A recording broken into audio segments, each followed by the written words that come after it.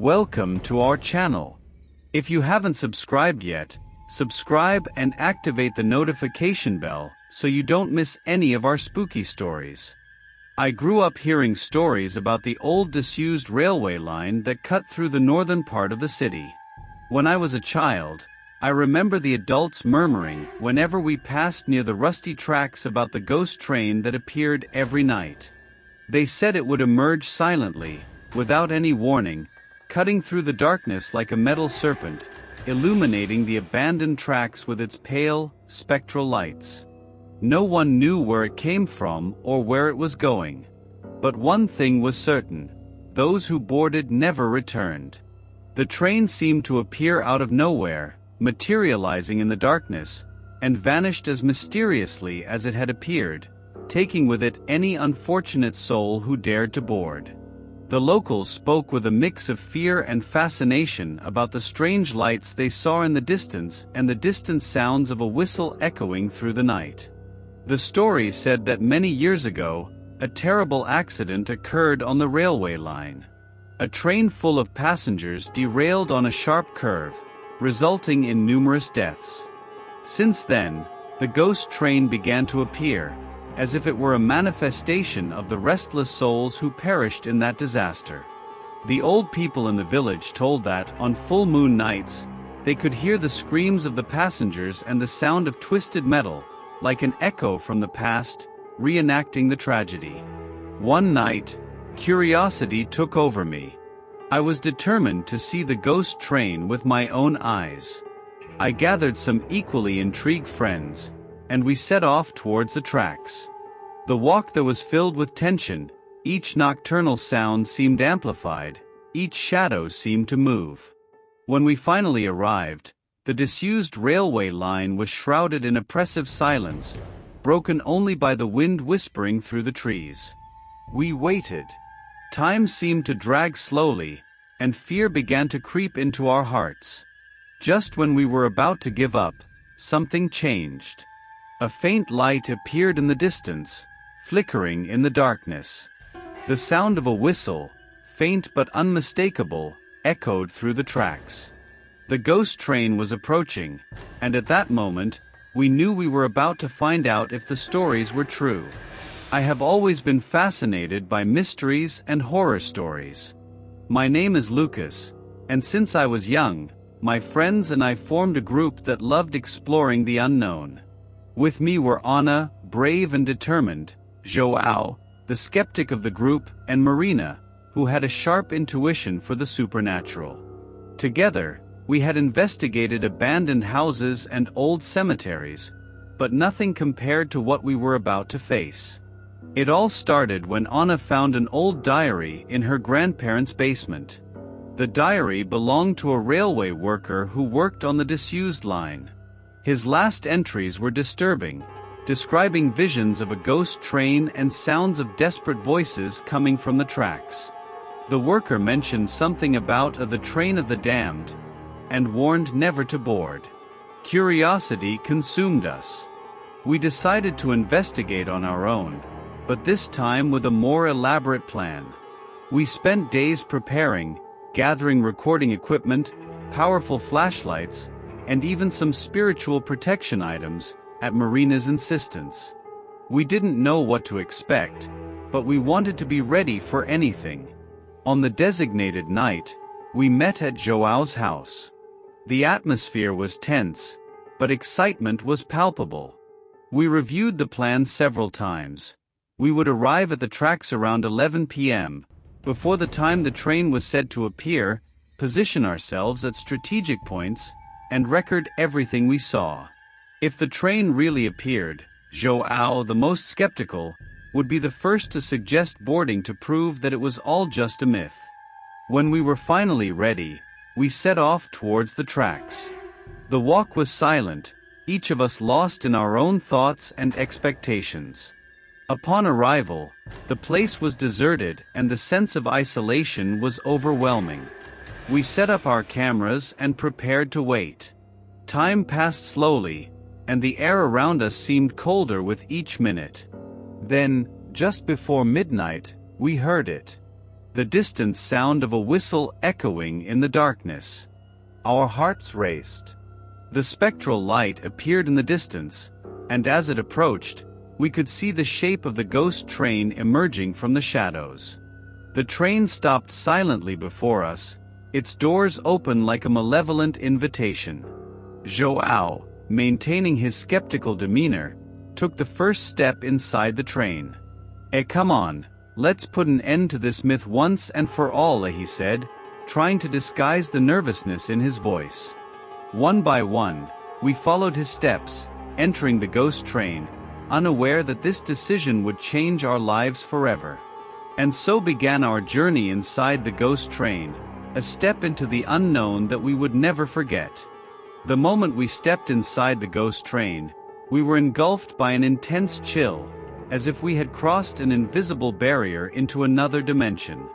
The interior of the train was a mix of old beauty and sinister decay. The carriages had worn leather seats, torn curtains and dusty windows, but still retained an air of macabre elegance. The first thing we noticed was the silence. It was a silence so deep it seemed to absorb all the sounds around us, even our footsteps. Anna turned on her flashlight, revealing dark corridors that stretched infinitely, as if the train had no end. Shadows danced on the walls as we moved forward, and every noise seemed amplified in our minds. In the first carriage, we found something disturbing: abandoned suitcases, old clothes scattered on the floor, and even some children's toys. It was as if the passengers had vanished suddenly, leaving everything behind. The feeling of being watched was palpable, as if invisible eyes were following us with every movement.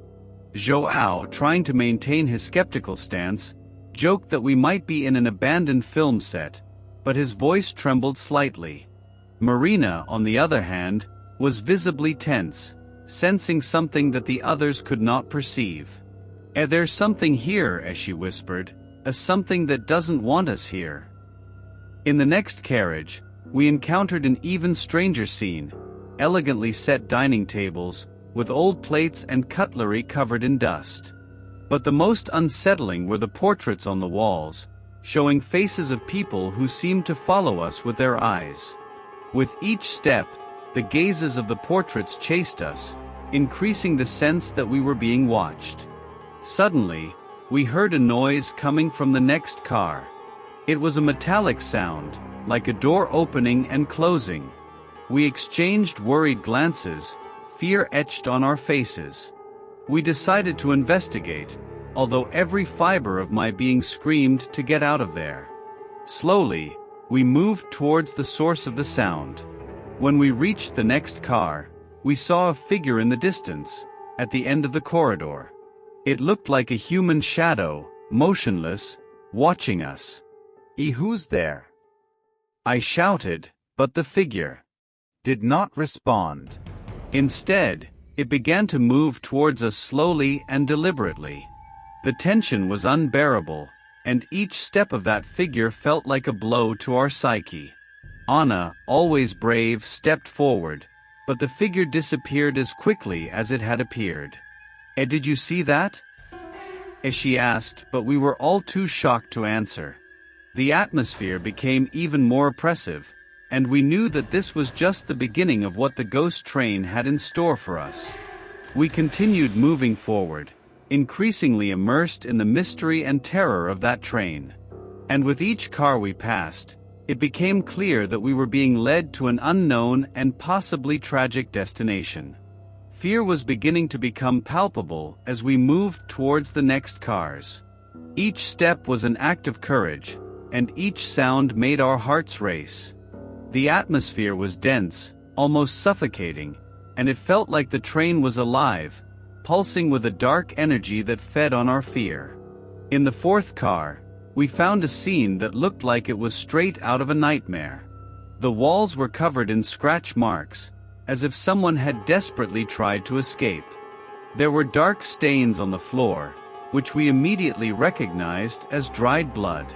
A sense of dread enveloped us as we tried to imagine what might have happened there. Suddenly, A crying sound echoed through the car. It was a guttural sound, full of despair and pain. Following the sound, we found a closed door. With a mix of courage and fear, João opened the door, revealing a small, dark compartment.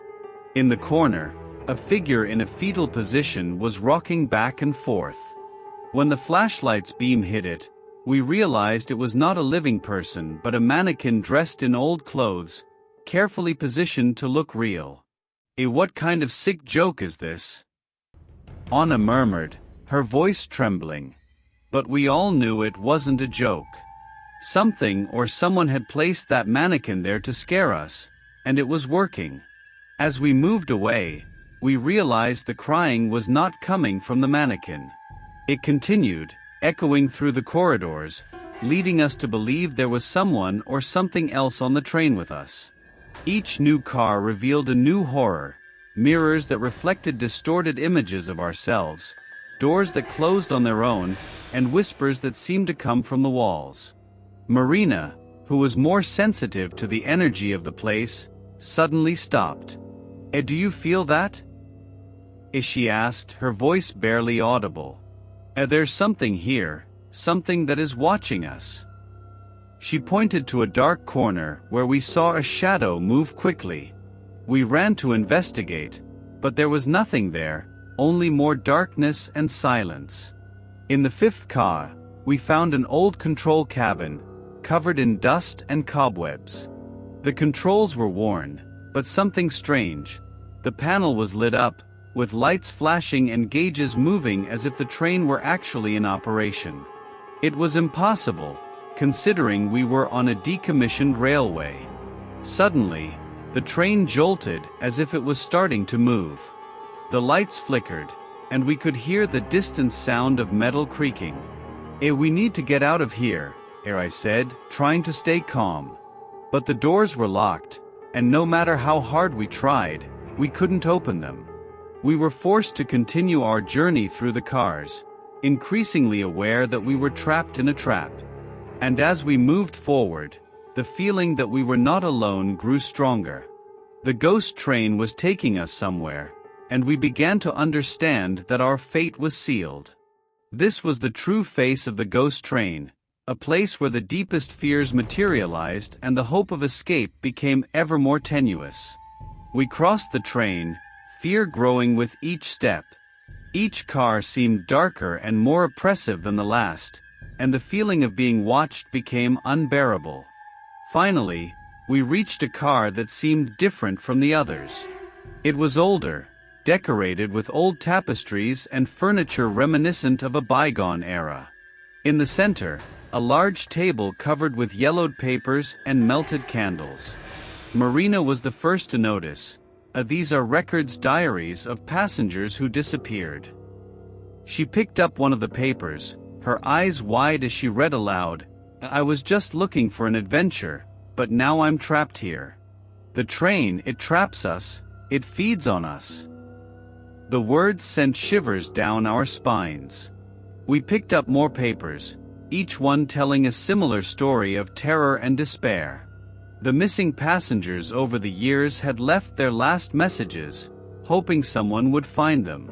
It was clear that the ghost train was not just a legend, it was a prison for the souls who had boarded it. As we read, the environment around us seemed to come alive. The candles began to flicker, and a cold breeze swept through the car, bringing with it an almost inaudible whisper. "You shouldn't be here." The voice was faint but carried a terrifying authority. We looked around but saw no one. Just shadows that seemed to move with a mind of their own. Suddenly, a spectral figure materialized in front of us. It was a woman, dressed in clothes from another time, her face pale and her eyes empty. "You need to leave before it's too late," as she said, her voice echoing through the car. The train, it consumes our souls, and now it wants you." We tried to speak, to ask what we could do to escape, but the figure began to disappear, leaving only an echo of her last words: "You have little time." Desperate, we began to search for an exit.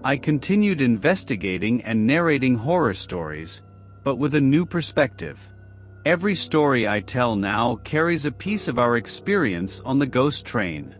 I know the world is full of dark and inexplicable mysteries, and I feel a responsibility to share these stories with as much truth and respect as possible.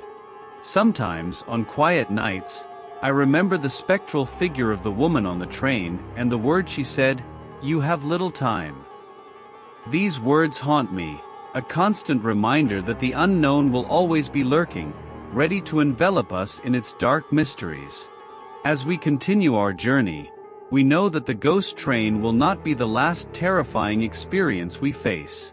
But we are more prepared, more cautious, and above all, more determined to uncover the secrets that the world still holds. And so, our story on the ghost train became a legend, a warning to all those who dare to explore the unknown. The deactivated railway lines remain there, silent and dark, waiting for new brave or foolish souls to embark on their journey. And the ghost train?